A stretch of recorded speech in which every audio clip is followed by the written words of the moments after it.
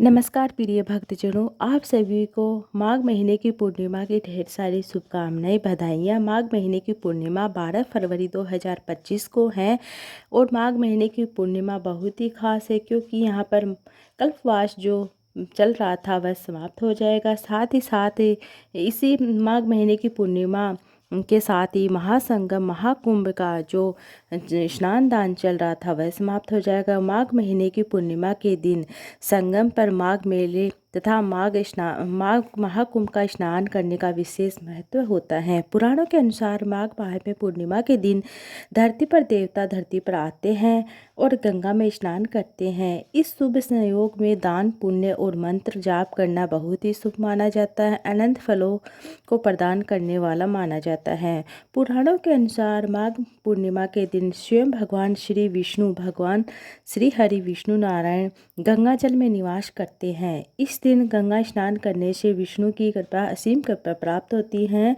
धन संपदा, लक्ष्मी, यश, सुख, सौभाग्य और उत्तम संतान की प्राप्ति होती है। माघ पूर्णिमा पर गंगा स्नान करना और अन्य पवित्र नदी या सरोवर तट पर स्नान करने से और तिलांजलि देने से पितर तृप्त होते हैं। इस दिन दान दक्षिणा का 32 गुना फल मिलता है, इसलिए इसे माघी पूर्णिमा के अलावा 32वीं पूर्णिमा भी कहते हैं। दान करने से सभी तरह के संकट मिट जाते हैं और जातक मोक्ष को प्राप्त करते हैं। पूर्णिमा पर माता लक्ष्मी के मंत्रों का जाप किया जाता है, श्री हरि विष्णु नारायण के मंत्रों का जाप किया जाता है। इससे घर में धन लक्ष्मी बढ़ती हैं, घर में धन संपदा बढ़ती हैं, आती है। इस दिन देवी माँ लक्ष्मी को पीले तथा लाल रंग की चीज़ें अर्पित की जाती है, लाल रंग का पुष्प अर्पित किया जाता है और साथ में श्री हरिनारायण भगवान को पीले रंग की चीज़ें, पीला फूल अर्पित किया जाता है। कहा जाता है प्रयागे माघे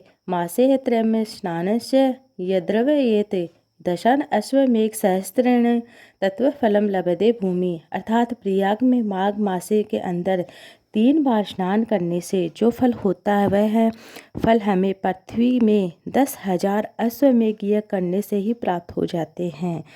माघे निगमना श्लेषे सुलीषे विपतः पापः सिद्ध्यते प्रयागंतिम।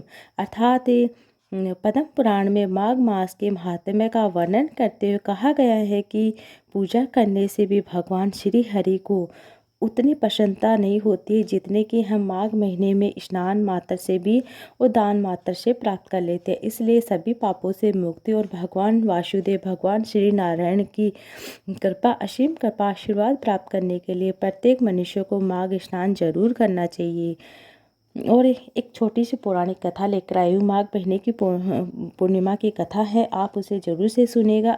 जब आप माघ माह की जो पूर्णिमा व्रतधारी होते हैं उन्हें तो जरूर सुनना चाहिए और जो व्रत नहीं करते हैं उन्हें भी जरूर सुनना चाहिए आज के दिन।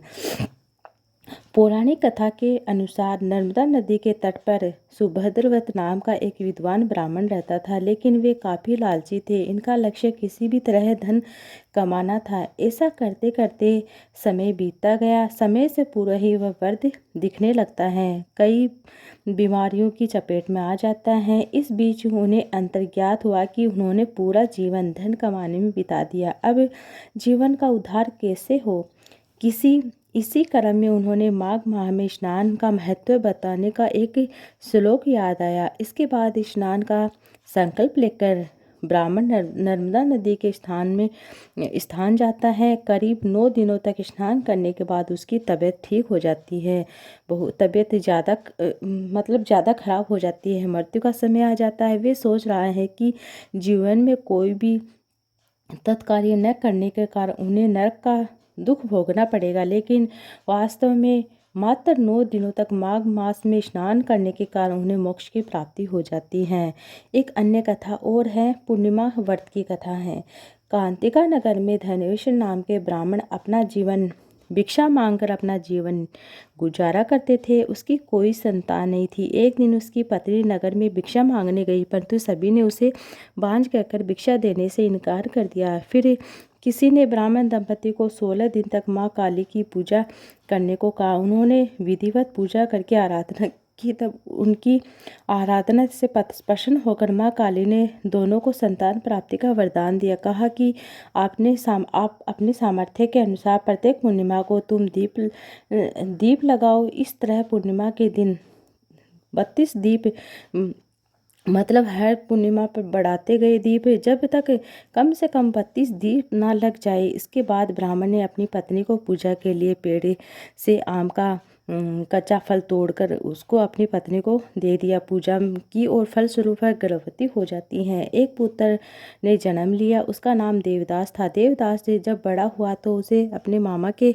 साथ काशी में भेज देते पढ़ने के लिए। काशी में धोखे से देवदास का विवाह हो गया। देवदास ने कहा कि अल्प आयु है, परंतु फिर भी जबरन उसका विवाह करा देते हैं। कुछ समय बाद उसके प्राण काल हर लेता है, लेकिन ब्राह्मण दंपति ने पूजा का व्रत रखा था, इसलिए काल उसका कुछ नहीं बिगाड़ पाते हैं। तभी से कहा जाता है कि पूर्णिमा के दिन व्रत रखने से संकट दूर होते हैं, संकटों से मुक्ति मिलती है, सभी मनोकामनाएं पूर्ण होती हैं। ये थी माघ महीने की पूर्णिमा की कहानी।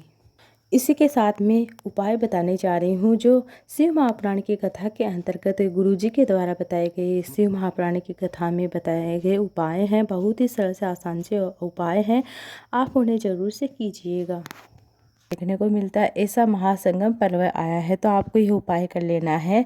आपको क्या करना है, किस तरह से किस स्वरूप में इन उपायों को करना है, मैं एक उपाय आपको बताने वाली हूँ।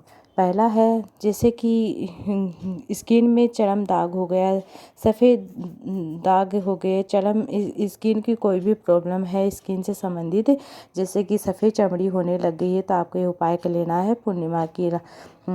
पूर्णिमा को आपको क्या करना है कि यह उपाय आपको मतलब 12 बजे करना है। जैसे कि जिस बच्चे को जिस को भी यह प्रॉब्लम है उसको करना है, तो आपको क्या करना है, गाय जब अपने बछड़े को दूध पिलाती रहती है तो उसके मुंह से जो झाग निकलते हैं, आपको क्या करना है, उस फेन को, जिसे हम फेन कहते हैं, उस फेन को किसी भी बर्तन में आप एकत्रित कर लीजिए। पूर्णिमा की रात्रि में आपको 12 बजे उस फेन को आपको अपने शरीर पर, अपने जहाँ दाग धब्बे हो रखे वहाँ पर आपको लगा लेना है। इस तरह से लगाने से जैसे कि चंद्रमौली भगवान का स्मरण करते हुए आपको मतलब लगा लेना है। बाद में आपको क्या करना है, चंद्रमा की रोशनी में आधा घंटा आप बैठ जाइए। आपको मतलब कम से कम आपको आधा घंटा बैठना है।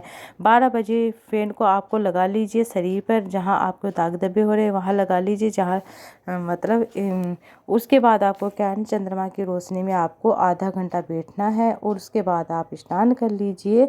2 या 3 पूर्णिमा करके देखिएगा, आपकी जो भी चर्म रोग से संबंधित जो भी समस्या वह दूर होगी, त्वचा अपने असली स्वरूप में आना प्रारंभ हो जाएगी। अब दूसरा उपाय है, बहुत ही छोटा सा उपाय है, रोग मुक्ति का उपाय है। आपको क्या करना है, जो पूर्णिमा के दिन किया जाने वाला बहुत ही साधारण से सरल सा उपाय है। इस उपाय के लिए आपको पीपल का पत्ता लेना है और उस पर थोड़े से चावल के दाने डाल लीजिए। पूर्णिमा की रात्रि में आपको स्वयं अपने ऊपर से, अपने हाथ से भी उतार सकते हैं, कोई दूसरा भी उतार सकता है, और आपको क्या करना है, अपने ऊपर से उतार कर अपने निर्णय से लगाकर शरीर से संबंधित जो भी रोग है उसका मन में चिंतन करते हुए दरवाजे के पास रख दीजिए। पूर्णिमा की सुबह उस चावल को सूंघकर बहते हुए पानी में डाल दीजिए।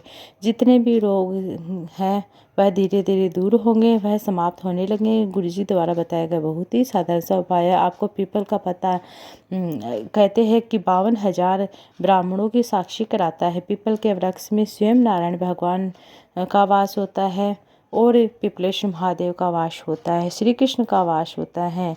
अब बढ़ते हैं अगले विशेष उपाय की ओर। पूर्णिमा के दिन आप इस उपाय को जरूर कीजिएगा, मनोकामना पूर्ति का उपाय है। आपको क्या है ना, इस उपाय को करने के लिए आपको एक चावल का दाना, अर्थात जिसे हम पूर्ण अक्षत कहते हैं, आखा दाना कहते हैं, वह लेना। अपनी कामना करते हुए सबसे पहले आपको एक चावल का दाना देवादिदेव महादेव भोले बाबा के शिवलिंग के ऊपर अपनी मन की कामना करते हुए बोल देना। उसके बाद आपको क्या करना, एक बेलपत्र लेना है और मन की कामना करते हुए जहाँ से आपने चावल का दाना चढ़ाया है वहीं से आपको बेलपत्र चढ़ाना है और इसके डंडे का मुख आप अपनी ओर कर लीजिए। आपकी जो भी कामना है वह अवश्य पूर्ण होगी। और चंद्रमौली महादेव का स्मरण करते करते हुए आपको यह उपाय कर लेना है। चंद्रमौली देवादिदेव महादेव भोले बाबा का ही एक नाम है, जो पूर्णिमा की रात्रि को आपको मतलब पूर्णिमा के दिन आपको करना है।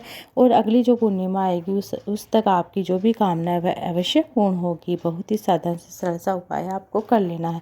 अब बढ़ते हैं अगले विशेष उपाय की ओर। यह उपाय आप पूर्णिमा के दिन शाम के समय प्रदोष काल के समय करेंगे। जो भी कामना है, कामना पूर्ति का उपाय है, मनोकामना पूर्ति का उपाय है। धन जैसे कि साथ ही धन संपदा से संबंधित उपाय कर सकते हैं। इस उपाय को करने के लिए आपको एक तांबे का लोटा लेना है, उसके अंदर 5 बेलपत्र डाल लीजिए, 1 कमलगट्टा डाल लीजिए और डालने के बाद ध्यान से सुनिएगा, आपको 1 लोटा जल, 5 बेलपत्र, 1 कमलगट्टा डालकर पूर्णिमा के दिन शाम के समय जैसे 4 से 6 के बीच में आप अपने घर पर चंद्रेश्वर महादेव का स्मरण करते एक दीपक आप अपने घर में लगा कर जाइए और पाँव में चप्पल नहीं पहन कर जानी। आपको जो भी कामना है वह देवादिदेव महादेव भोले बाबा से निवेदन करें, भगवान चंद्रेश्वर से निवेदन करें हमारे ये काम पूर्ण हो जाए। इस तरह से आपको निवेदन करना। पूर्णिमा की शाम को प्रदोष काल के समय उपाय करना है। अगली पूर्णिमा जो आएगी उस तक आपको जिस कामना के लिए आपने किया है वह कामना आपकी अवश्य पूर्ण होगी। बहुत ही छोटा सा साधारण सा उपाय आपको यह कर लेना। अगर आपको बेलपत्र नहीं मिलता है तो आप शिवलिंग पर चढ़े बेलपत्र भी ले सकते हैं।